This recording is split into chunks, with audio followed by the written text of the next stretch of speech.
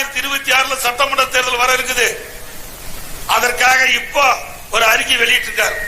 விடுபட்ட 30 லட்சம் பேருக்கு கொடுப்பேன், விதிகள் எல்லாம் தளர்த்தி 30 லட்சம் பேர் கொடுக்கறேன்.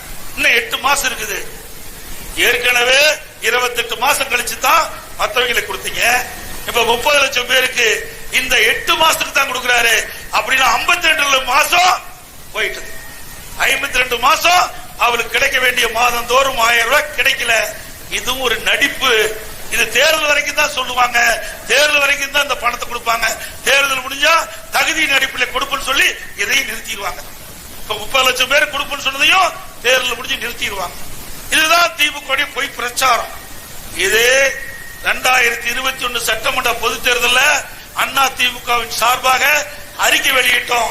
எல்லா குடும்ப அட்டைக்கும் மாதந்தோறும் 1500 ரூபாய் கொடுப்புன்னு சொன்னோம். 1500 ரூபாய் நான் கொடுப்புன்னு சொன்னோம். எவ்வளவு மாசம் 1500 ரூபாய் கொடுக்கறோம். ஆனா நீங்க 1000 ரூபாய்க்கு ஆசைப்பட்டுட்டீங்க, 1500 ரூபாய் விட்டுட்டீங்க. ஆனா இப்போ சொல்றோம், அண்ணா திமுக ஆட்சிக்கு வந்தா உங்கள் மன நிறைவு பெறுகிற வரை, ஏழை மன நிறைவு பெறுகிற வரை, பெண்கள் மன நிறைவு பெறுகிற வரை நிச்சயமா வழங்குவோம். அதுல எந்த மாற்று கருத்தும் கிடையாது.